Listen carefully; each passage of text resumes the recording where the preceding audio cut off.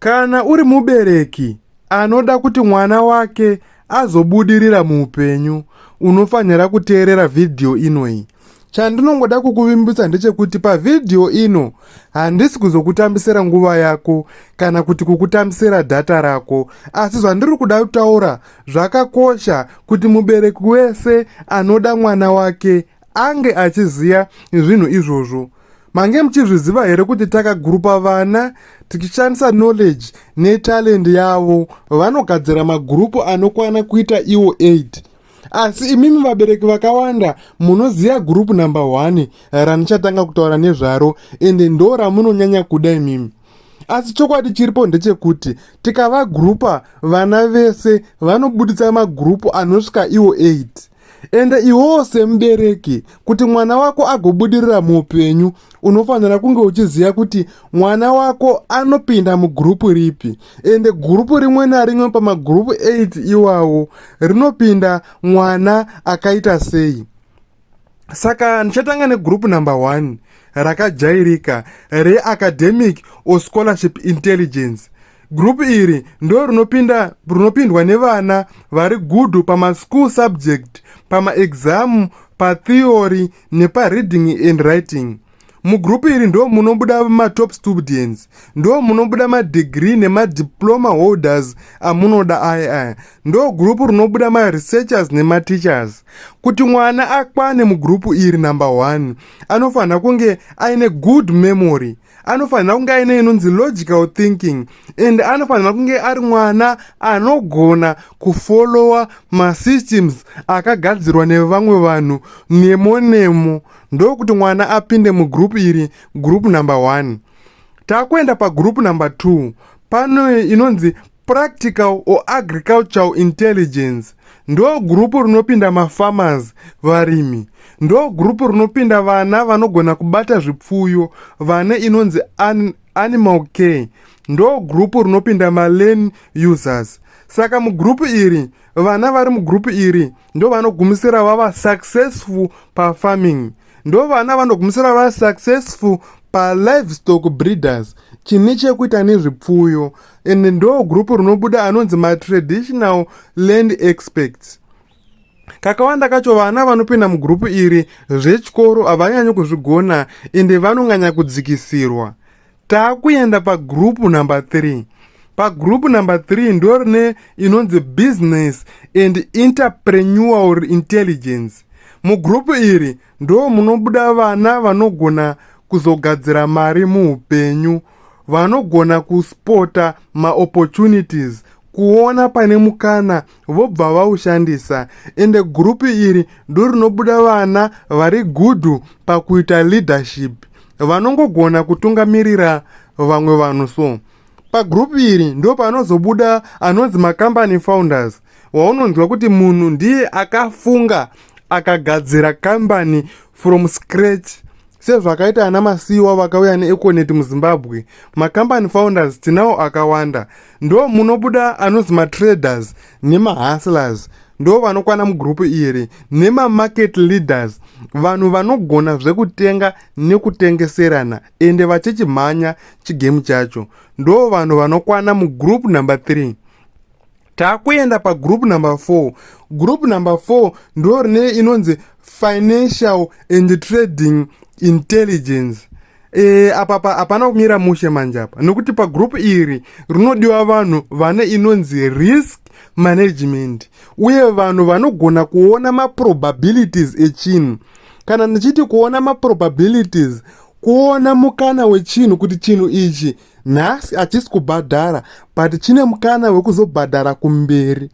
Vanhu vanogona kuona kuti tauni riri kubva uko richiuya kunoku, pachazosvika makore akati land yepanapa ichange yakudhura. Saka gurupu iri rinopinda vanhu vanogona kuona mikana isati yakuonekwa nevamwe vanhu, vobva vatangira vanhu kutora mukana iwoyo. Gurupu iri ndo rinopinda anonzi maforex traders nemacrypto traders, mainvestors, ndo munopinda anonzi maprofessional investors.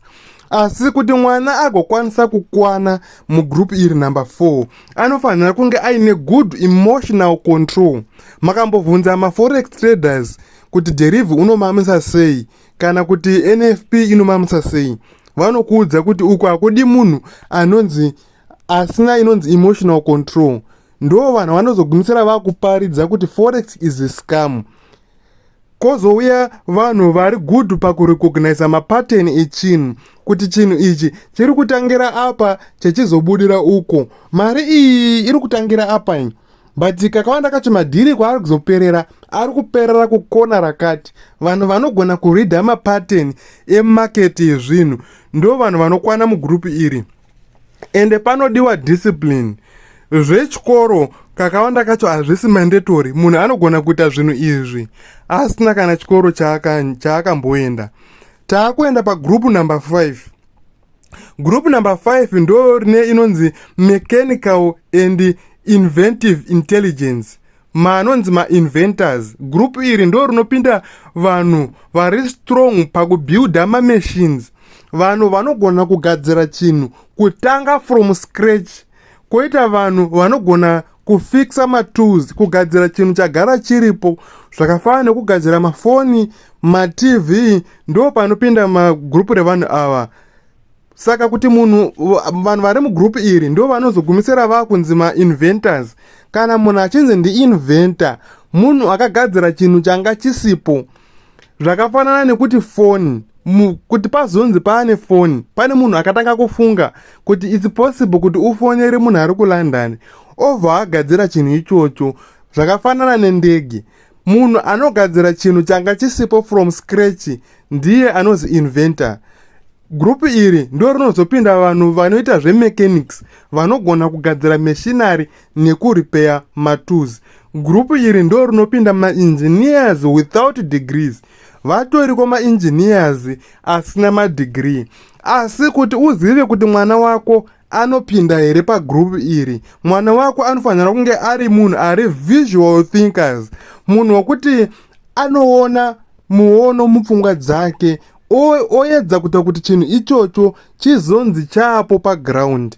Kuona kuti ndinogona kugadzira chinhu chinodziisa chikafu zvakafanana nemicrowave, obva aita zvinoita kuti chinhu ichocho chive physical, ndo anozi ma-visual thinkers. Mugrupu iri munopinda anozi ma-problem solvers, anoona kuti vanhu vari kunetsekana nedambudziko rakati, ndo vabatsira sei kuti dambudziko ravo ripere, obva agadzira solution. Zvakafanana nemunhu akagadzira solar, kuona kuti vanhu vari kumamisha magetsi havasi kuvaona, akazogumisira ainventa solar, ndo anonzi ma-problem solvers.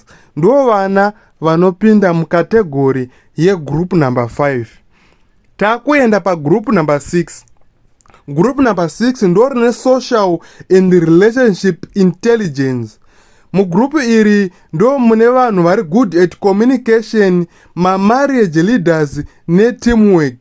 Group iri ndo rinogumisira ragadzira anozi ma-counselor, ma-mediator nema-community leaders.